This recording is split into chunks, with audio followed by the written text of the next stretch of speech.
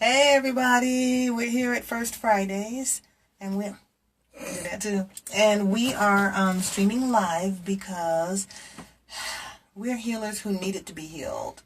We're taking a break from the insanity that is our lives.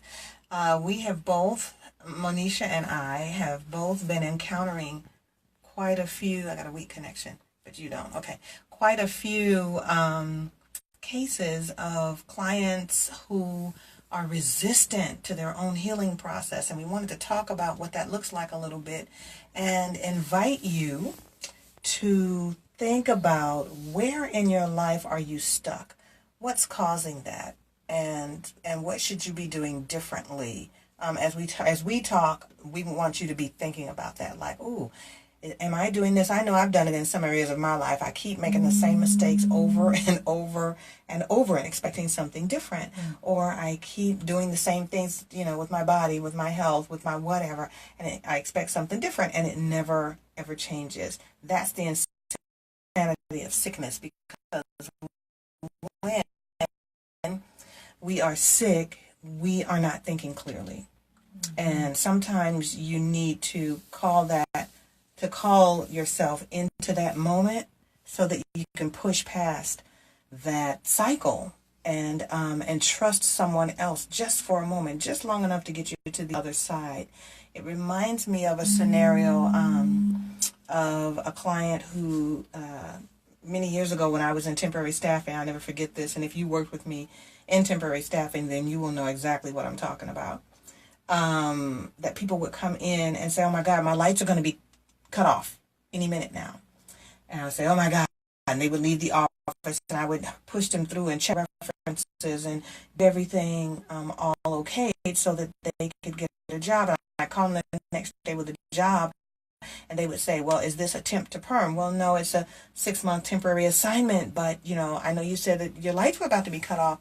And they would say, well, I can't work a temporary job. I need a real job. It's like, okay, but your lights are going to be cut off. So they're stuck in that moment of not being able to effectively troubleshoot and plan to take one step at a time to avoid a fatality or a catastrophe. And I could never break through to those people. And the same thing happens in healing. I'm going to let Mo tell you about some things she's been experiencing recently.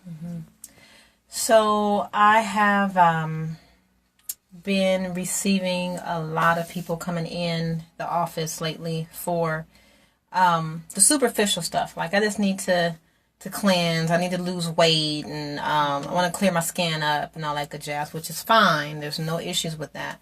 But when we start going through the consultation process of it all, I start to realize that there are 1,001 different other things that need to be taken care of. The emotional state, the physical, the spiritual, on top of the superficial stuff. Recently, I've had a lot of clients come in with boils, with cysts,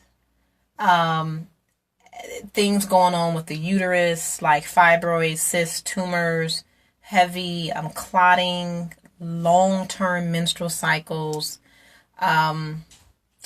what other crazy things? Really bad acne, like cystic acne, all over the place. So, and everybody say hello to Lois. Hi, Lois, massage She therapist. didn't want to sit in here with us. She said we funky, so that's why she's outside the sauna. Right? Oh, yeah, hip space could be an issue. Right.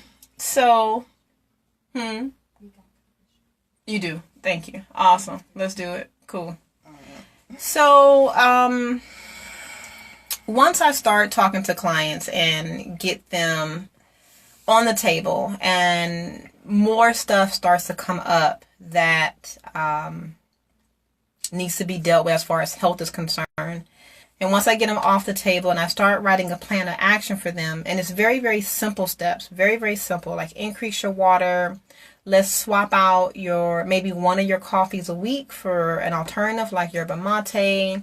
Let's add one herb to your diet, and it would be something simple like aloe vera juice, something that you can purchase very easily from the health food store. And I get so much resistance. Well, what is aloe vera going to do? And how is it going to make me feel? And, well, how often do I got to do it? And it's like, well, are you tired of holding on to the sickness? Or what's the shift that you need to have to make happen? So I've been getting a lot of resistance from people. What I'm understanding is that there's comfort in staying the same. There's comfort in what feels familiar. You don't have to shift. You don't have to change. Unconsciously, you want to change because you're in pain. But when it really comes down to it and you understand that you have to do something, you revert back to, or some people revert back to, not making any shift at all. Wow. And that's the insanity, doing the same thing over and over and over again, but expecting different results. That ain't going to work. Yep. And it's interesting because we see it and are hearing about it happening among our sister healers, whatever the modality, people who do community support and are just trying to help people get out of a rut, folks who are doing energy healing, folks who are doing, the colon therapy, and even people in medicine saying we can't figure it out. People are just stuck. And my thing is that at some point, what you hope will happen is that then the client will trust you. It's kind of like, okay, you're not in your right mind. You're really not. If you're not willing to do some basic things to make yourself healthier, trust me. Give me 5 days of cooperation. Give me 30 days of cooperation. And it's a very difficult barrier to break through. So I guess that what we're hoping will happen with this broadcast is that some people will get to thinking, you know what, yeah, I am stuck. And even though I went and sought help for whatever that condition is, I didn't really follow through. I didn't do the things that were prescribed for me. I didn't take the extra steps. I didn't receive the healing. I didn't finish my medicine, so to speak. And this also goes not just for physical illness, but what about toxic relationships? You have, people who have friends and lovers who are so not good for them in every way. They get used, they get abused, they get tossed aside. They might get out of that relationship and then they fall right back into another one just like it. And then because they're not in their right minds, whatever is causing that brain fog, they begin to blame other people. Why is this happening to me? That person is a bad person, and they refuse to be empowered with the ability to make that change, to self-correct, so to speak. In all kinds of areas. So what we wish for all of you is that you take a minute this evening to say, where in my life am I stuck? Where do I need help? And who do I trust to guide me in that direction and help me find some resolution? And that you go someplace, get the help that you need, and start your healing journey.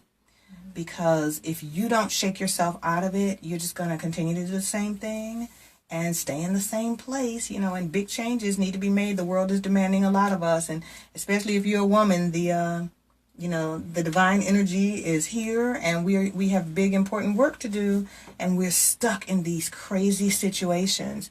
So that's my 2 cents for the day. And Mo, what would you like to say in closing? I would just like to say, there's so much I want to say. I know we've been talking about this all month, right? Oh my God. Start somewhere. Even if it's a conversation, have the conversation. If you don't know what to do, you can call me, you can call Rhonda, and we can sit and have a conversation about where to start. But start somewhere. You can't stay stuck. Can't stay stuck. If you stay stuck, that's when disease, illness will start to manifest. And then you're going to be in a totally different position now. Now you're going to be across the street at Harbor UCLA Medical. Right. With tubes down your throat trying to figure out, well, I should have called Mo or Rhonda or and Lois or somebody. Cut off parts of your body. They remove it. Completely remove it. Take it out. If you had to start anywhere, I would just say start with adding water to your day. Water is the perfect conduit for change. Water is the perfect cleanser. Water is the perfect medium for anything to manifest. for anything to grow, for anything to make a shift. That's good advice. Yeah. I would say quiet time. I'm amazed. I've recently acquired a contract with LA County Department of Mental Health. And it's been very interesting. Yay! And it has been very interesting because these people coming in are different than the clients I've been servicing. Not in a bad way, but just distinctly different. They're coming from a different walk of life.